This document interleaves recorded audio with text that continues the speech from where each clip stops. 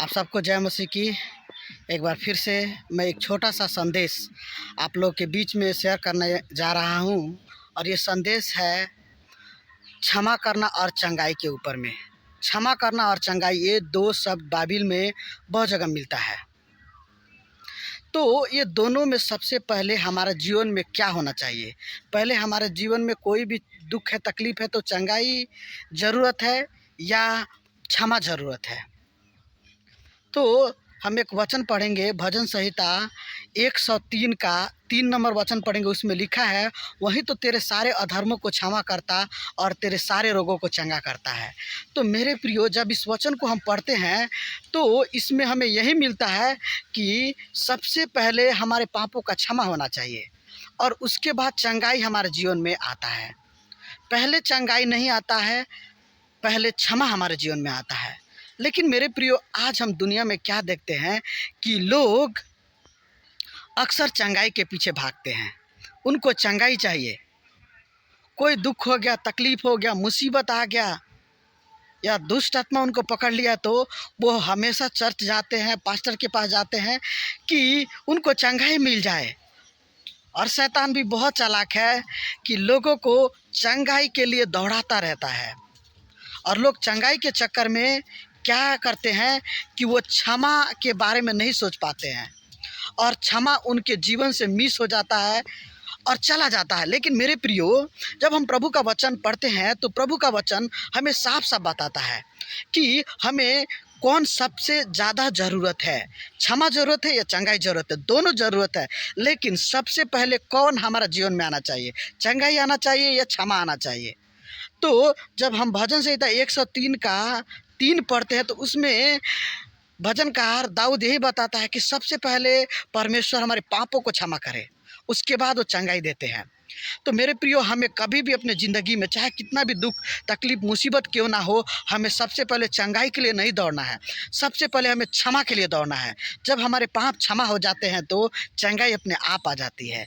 इसी बात को समझने के लिए प्रभु यीशु मसीह ने एक बहुत ही सुंदर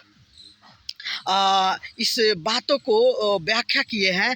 जब हम मरकुस 2 अध्याय पढ़ते हैं, उसमें 5 नंबर वचन में पढ़ेंगे तो उसमें एक जगह लिखा है, एक व्यक्ति लकवा का रोगी था और वो चल फिर नहीं सकता था। लोग उसको खाट पर लिए हुए और यीशु के पास लेके आते हैं। भीड़ भी इतनी थी कि वो यीशु के पास भी नहीं लेके जा सकते थे। तो छत का जो छप्पर होता है, जो एल्बेस्टर होता है, जो खपड़ेल होता है, उसको हटा के वो डायरेक्ट यीशु के सामने रख देते हैं और वो लोग इसी उम्मीद से रखते हैं कि यीशु मसीह उसको चंगा कर देंगे, क्योंकि वो लकवा का रोगी है, चल फिर नहीं सकता है और हमेशा ज़िंदगी भर वो अपने बेड में पड़ा रहता है। कितनी मुश्किल का ज़िंदगी जीता है। लेकिन प्रभु यीशु मसीह उसको चंगा नहीं करते हैं, उसको कहते हैं, बेटे तेरे पाप क्षमा हुए। मरकुस 2 का आप 5 पढ़े तो उसमें यही मिलता है। तो मेरे प्रियो, हम यीशु मसीह का जीवन से क्या देखते हैं? यीशु मसीह हमारे चंगाई के लिए जितना चिंता फिक्र नहीं करते हैं, उससे कहीं ज़्यादा हमारे पापों के क्षमा के लिए वो चिंता फिक्र करते हैं।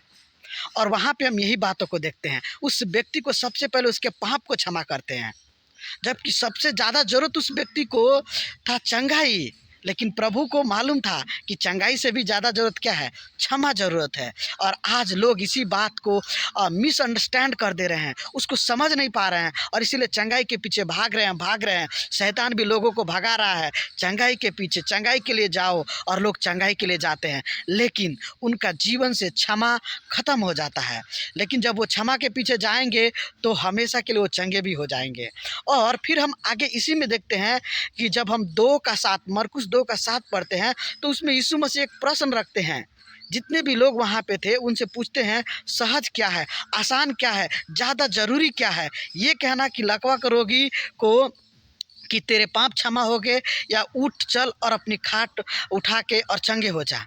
ये कहना, चंगा करना ज़रूरी है या क्षमा करना? यीशु मसीह ये प्रश्न को पूछते हैं, लेकिन लोग कुछ जवाब नहीं देते हैं। लेकिन यीशु मसीह यही बताना चाहते हैं कि क्षमा करना सबसे ज़्यादा ज़रूरी है चंगाई करने से भी। और जब हमारा जीवन में परमेश्वर क्षमा कर देते हैं तो चंगाई अपने आप आ जाती है। और जब हम मरकुस 2 का 11 नंबर वचन पढ़ते हैं तो उसमें लिखा है बहुत ही सुंदर तरीके से, प्रभु यीशु मसीह उस लकवे के रोगी से कहते हैं, उठ, अपनी खाट उठा, चल और फिर, और उसी समय वो तुरंत चंगा हो जाता है। मेरे प्रियो, हम जब देखते हैं प्रभु यीशु मसीह के जीवन से कैसे प्रभु यीशु मसीह सबसे पहले वो पापों को क्षमा करते हैं, क्योंकि ये सबसे ज़्यादा महत्वपूर्ण है।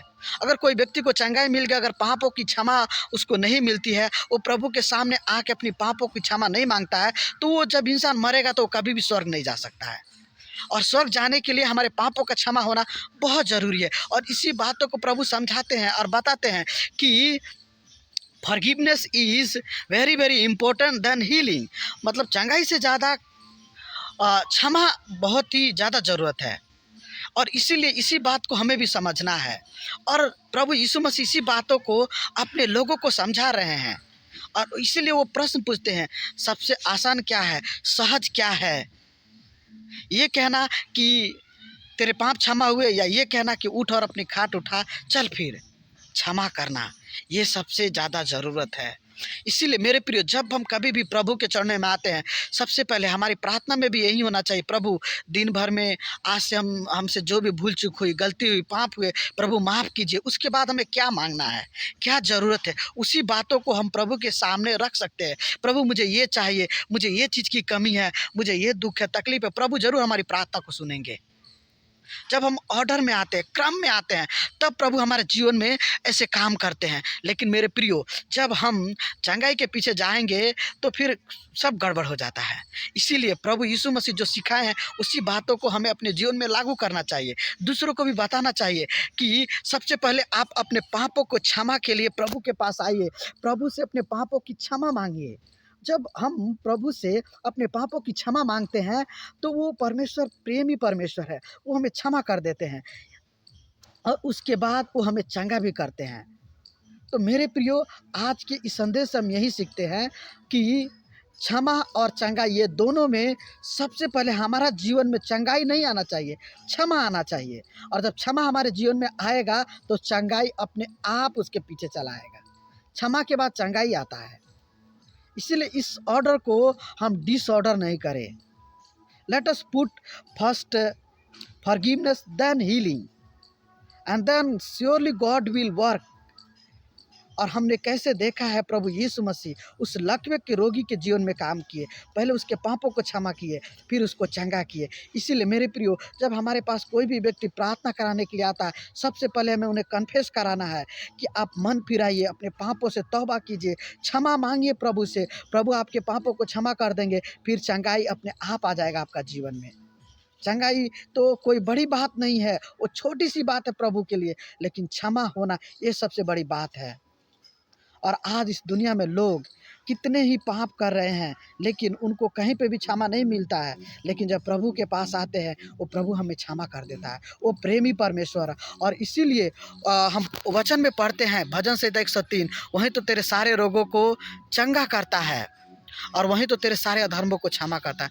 तो हमारा अधर्म सबसे पहले क्षमा होना चाहिए। जब हमारे अधर्म क्षमा हो जाएंगे तो हम शुद्ध और पवित्र हो जाते हैं। जब हम शुद्ध और पवित्र हो जाते हैं तो हम प्रभु के राज्य में आसानी से प्रवेश कर सकते हैं।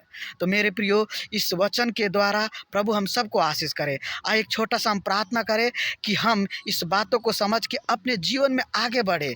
और सबसे पहले जब भी कभी हमें मौका मिलता है, हम सबसे पहले क्षमा की प्रार्थना करें, उसके बाद हम चंगाई की प्रार्थना कर सकते हैं। लोगों को इस बातों को बता सकते हैं कि प्रभु यीशु ने हमें ऐसे सिखाया। आइए एक छोटा सा प्रार्थना करें। प्रभु यीशु, हम आपका धन्यवाद करते हैं इस सुंदर से समय के लिए। परमेश्वर पिता, आपके चरणों में आने के लिए आपने आशीष किया प्रभु जी, सहायता किया प्रभु जी, आपका बहुत बहुत धन्यवाद प्रभु जी। और हम प्रार्थना करते हैं प्रभु जी, हमारा जीवन में जो भी कुछ भूल चूक हो गई प्रभु, सबसे पहले प्रभु हमारे गलती कामों को प्रभु आप माफ़ करें प्रभु जी, हमारे अपराधों को क्षमा करें प्रभु जी। उसके बाद प्रभु जी हमारे जीवन में कुछ भी कमी घटी है, उस सारी कमी घटी को यीशु के नाम से पूरा करें प्रभु। जो लोग इस संदेश को सुनते हैं प्रभु, देखते हैं प्रभु, उनके जीवन में भी प्रभु कुछ भी पाप है प्रभु, सबसे पहले उनके पापों को माफ़ कीजिए प्रभु, और फिर प्रभु उनके जीवन में चंगाई लाइए प्रभु जी। हम प्रार्थना करते करते हैं प्रभु, धन्यवाद करते हैं आपने अपने वचन के द्वारा बात किया प्रभु, आज कुछ आपने सिखाया प्रभु अपने वचन के द्वारा। पवित्र आत्मा आपका कार्य है, आपका अगुवाई ऐसे ही प्रभु जी मेरे जीवन में प्रभु होता रहे प्रभु। धन्यवाद करते हैं प्रभु, आपने प्रार्थना सुना प्रभु। धन्यवाद के साथ प्रार्थना यीशु के नाम से मांगते हैं, आमीन आमीन। आप सबको जय मसीह।